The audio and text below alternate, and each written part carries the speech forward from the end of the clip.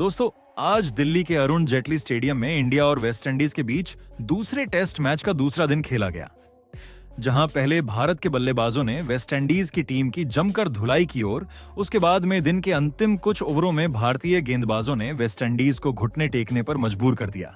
तो ऐसे में आज हम आपको इस वीडियो में बताएंगे इंडिया और वेस्ट इंडीज के दूसरे टेस्ट के दूसरे दिन का पूरा रोमांचक हाइलाइट्स।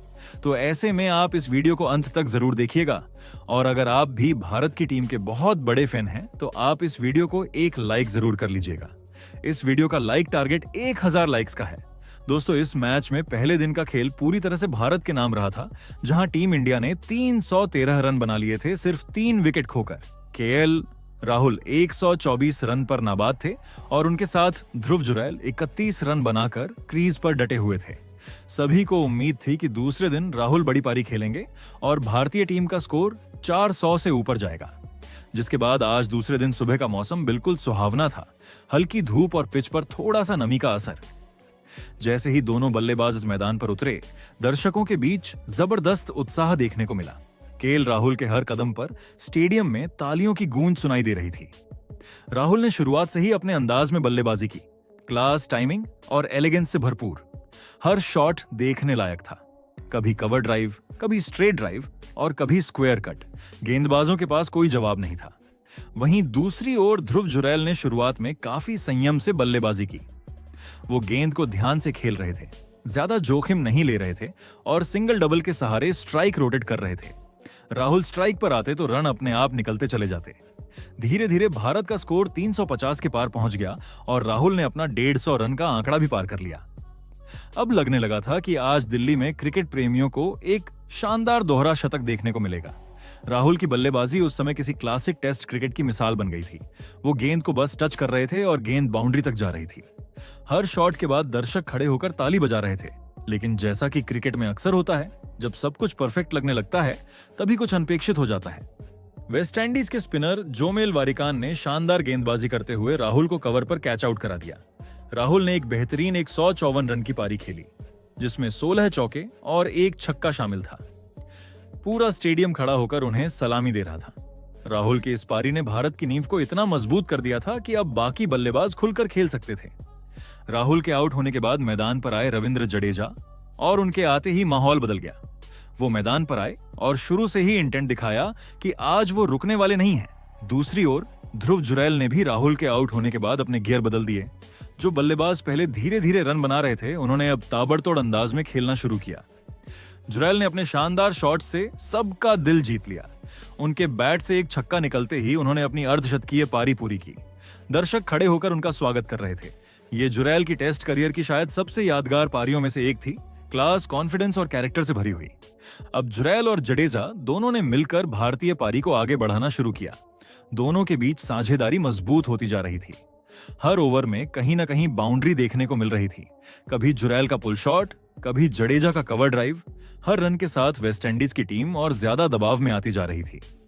भारत का स्कोर 400 के पार पहुंच गया। वेस्ट इंडीज के गेंदबाजों के चेहरे पर थकान साफ झलक रही थी। कप्तान ने हर संभव कोशिश की, स्पिनर लगाए, पेसर बदले, फील्ड बदली, लेकिन भारतीय बल्लेबाजों ने एक भी मौका नहीं दिया। रविंद्र जडेजा आज बिल्कुल अलग मूड में दिखाई दे रहे थे। आमतौर पर वो शुरुआत में थोड़ा समय लेते हैं, लेकिन आज तो शुरुआत से ही हमला कर दिया। स्पिनर्स की गेंदें जैसे ही थोड़ी सी भी शॉर्ट या फुल हुई, जडेजा ने उसे बाउंड्री के पार भेज दिया। उन्होंने लगातार 3 चौके लगाकर सभी को हैरान कर दिया। जडेजा की बल्लेबाजी देखकर ऐसा लग रहा था जैसे वो किसी वनडे मैच में खेल रहे हों। वो स्पिनरों को कदमों का इस्तेमाल करते हुए लॉन्ग ऑन और डीप मिड विकेट की दिशा में बड़े बड़े शॉट्स खेल रहे थे। कुछ ही देर में उन्होंने सिर्फ 43 गेंदों पर अपनी अर्धशतकीय पारी पूरी कर ली। पूरे ड्रेसिंग रूम में मुस्कान फैल गई, क्योंकि जडेजा का ये आक्रामक रूप देखने को बहुत कम मिलता है। वहीं ध्रुव जुरैल भी समझदारी से खेल रहे थे। उन्होंने जोखिम भरे शॉट्स खेलने के बजाय स्ट्राइक रोटेट करने पर ध्यान दिया। दोनों बल्लेबाजों के बीच तालमेल इतना अच्छा था कि फील्डर्स को रन रोकने का कोई मौका नहीं मिल रहा था। सेशन के अंतिम कुछ ओवरों में दोनों ने बेहद समझदारी से बल्लेबाजी की। उन्होंने एक भी गलती नहीं की और वेस्ट इंडीज को कोई अतिरिक्त मौका नहीं दिया।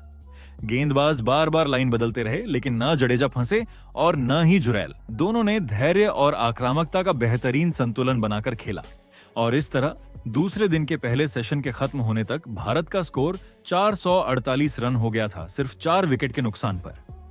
ध्रुव जुरैल 72 रन बनाकर नाबाद थे, वहीं रविंद्र जडेजा 55 रन पर डटे हुए थे। दोनों के बीच शतकीय साझेदारी अब बस कुछ कदम दूर थी। अब हर किसी को अब उम्मीद थी कि यह साझेदारी भारत को 500 के पार ले जाएगी। दोस्तों, दूसरे दिन का पहला सेशन पूरी तरह से भारत की टीम के नाम रहा। अब अगर अगले सेशन में जडेजा और जुरैल इसी तरह बल्लेबाजी करते रहे तो भारत की पारी 700 तक भी जा सकती थी।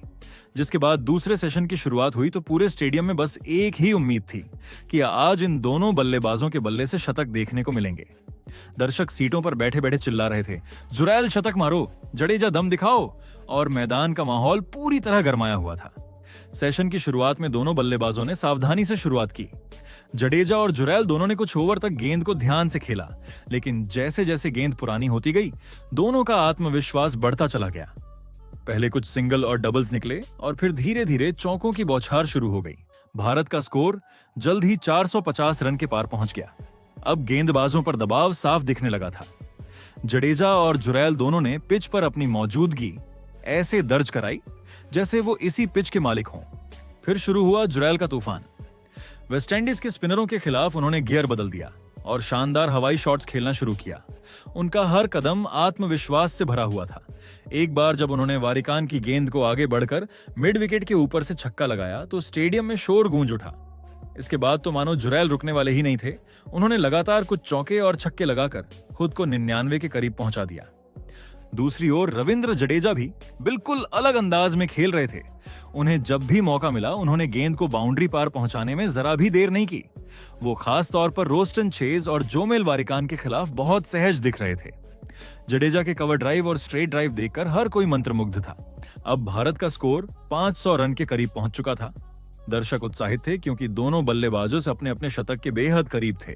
और फिर आया वो शानदार पल जब जुरैल ने जोहान लेन की गेंद पर हल्का सा टच देते हुए सिंगल लिया और इसके साथ ही पूरा स्टेडियम खड़ा हो गया। ध्रुव जुरैल ने अपना लगातार दूसरा टेस्ट शतक पूरा कर लिया था। उनका बल्ला हवा में उठा हुआ था और उनके चेहरे पर गर्व की मुस्कान थी। पिछले मैच में भी उन्होंने शतक लगाया था और अब 2 मैच लगातार सेंचुरी। इस युवा विकेट कीपर बल्लेबाज ने साबित कर दिया कि उन्होंने अर्शभ पंत की जगह बखूबी भर दी है। जुरैल की यह पारी न सिर्फ तकनीकी रूप से परिपक्व थी बल्कि मानसिक रूप से भी बेहद मजबूत रही। उन्होंने दिखा दिया कि भारत के पास भविष्य का एक भरोसेमंद विकेट कीपर बल्लेबाज तैयार है। जुरैल के शतक के बाद अब सबकी नजरें जडेजा पर थीं। वो भी शतक की राह पर तेजी से बढ़ रहे थे। दोनों के बीच अब शतकीय साझेदारी भी पूरी हो चुकी थी। पिच पर उनकी तालमेल देखने लायक थी। रनिंग बिटवीन द विकेट्स शानदार और एक दूसरे की बल्लेबाजी को पूरा सपोर्ट। वेस्टइंडीज के गेंदबाज अब पूरी तरह से थक चुके थे। न तो स्पिनर काम आ रहे थे न पेसर। गेंदबाजों के चेहरे पर थकान और निराशा दोनों झलक रही थी। फिर आया वो पल जब जडेजा ने अपनी बल्लेबाजी का असली रंग दिखाया। रोस्टन चेज के एक ओवर में उन्होंने बैक टू बैक 2 शानदार छक्के जड़ दिए, एक मिड विकेट के ऊपर और दूसरा लॉन्ग ऑन के पार। और इसके साथ ही रविंद्र जडेजा ने भी अपना लगातार दूसरा टेस्ट शतक पूरा कर लिया। पूरे ड्रेसिंग रूम से तालियों की गूंज उठी। कप्तान शुभमन गिल ने भी उठकर उन्हें बधाई दी। जडेजा ने एक बार फिर से साबित कर दिया कि वो सिर्फ एक गेंदबाज नहीं बल्कि भारत के सबसे भरोसेमंद ऑलराउंडर्स में से एक हैं। उन्होंने ये दिखा दिया कि जब टीम को उनकी जरूरत होती है वो बल्ले से भी उतनी ही मजबूती से जवाब देते हैं। अब भारत का स्कोर 550 रन के पार जा चुका था, लेकिन इन दोनों बल्लेबाजों का मन अभी भरा नहीं था। जुरैल और जडेजा दोनों ने एक ही इरादा कर लिया था कि सेशन खत्म होने से पहले भारत को 600 रन के पार पहुंचाना है। उन्होंने रन बनाने की रफ्तार और बढ़ा दी। अब हर ओवर में बाउंड्री देखने को मिल रही थी। जुरैल के कवर ड्राइव, पुल शॉट और स्वीप हर दिशा में चौके निकल रहे थे। वहीं जडेजा के बल्ले से छक्कों की गूंज गूंज रही थी। सेशन के आखिरी कुछ ओवर बचे थे और भारत को 600 रन का आंकड़ा छूने के लिए अभी 28 रन की जरूरत थी। तभी जुरैल ने गियर बदल दिया। उन्होंने एक ही ओवर में 4 शानदार छक्के जड़ दिए, हर शॉट पिछले से भी ज्यादा दमदार। दर्शक अपनी सीटों से उठ गए, मोबाइल कैमरे ऑन हो गए और मैदान तालियों की आवाज से गूंज उठा। इन 4 छक्कों के साथ ही जुरैल ने न सिर्फ भारत को 600 रन के करीब पहुंचा दिया बल्कि खुद का 150 रन का आंकड़ा भी पूरा कर लिया। ये उनकी करियर की सर्वश्रेष्ठ पारी बन गई थी। इसके बाद जडेजा ने भी 2 लगातार चौके लगाकर भारत के स्कोर को 600 के पार पहुंचा दिया, जिसके बाद अंपायर ने दूसरे सेशन की समाप्ति की घोषणा कर दी। स्टेडियम में खड़े होकर हर दर्शक ने जुरैल और जडेजा दोनों बल्लेबाजों को सलाम किया। भारत के ड्रेसिंग रूम में खुशी की लहर दौड़ गई। कप्तान शुभमन गिल ने भी इसी के साथ तुरंत पारी घोषित कर दी।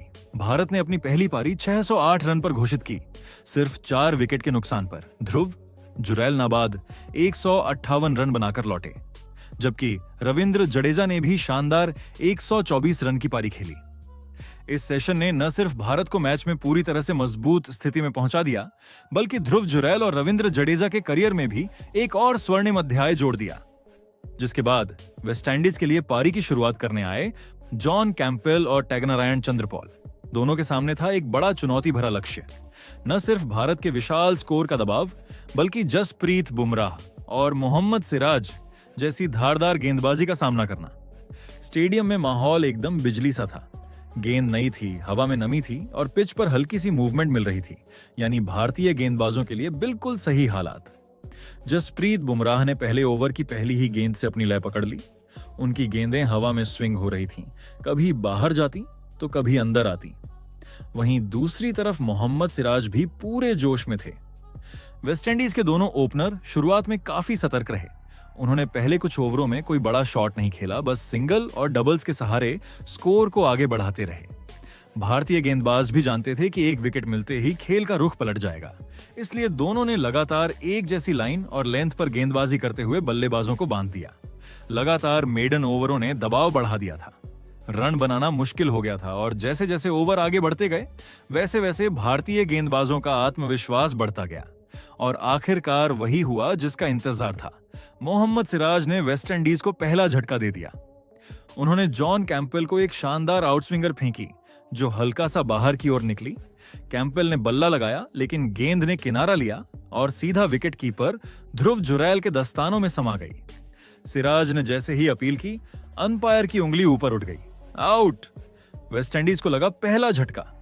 जॉन कैंपबेल सिर्फ 12 रन बनाकर पवेलियन लौट गए। सिराज के जश्न में पूरा मैदान गूंज उठा। ध्रुव जुरैल ने भी शानदार कैच लेकर फिर साबित किया कि वो सिर्फ बल्ले से ही नहीं बल्कि दस्तानों से भी उतने ही भरोसेमंद हैं। अब क्रीज पर आए टैगनारायण चंद्रपॉल के साथ एलिक एथेनेज।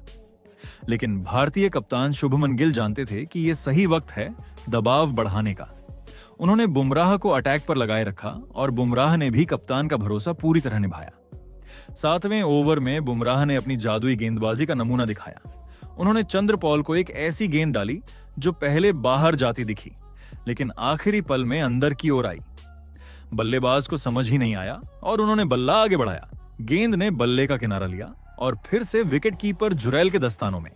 भारत को मिला दूसरा झटका और बुमराह ने अपने ट्रेडमार्क अंदाज में हाथ फैलाकर जश्न मनाया। अब वेस्टइंडीज की टीम मुश्किल में थी। 2 विकेट सिर्फ कुछ ही ओवरों में गिर चुके थे। स्कोरबोर्ड पर मुश्किल से 20 रन थे और दोनों ओपनर्स वापस पवेलियन में।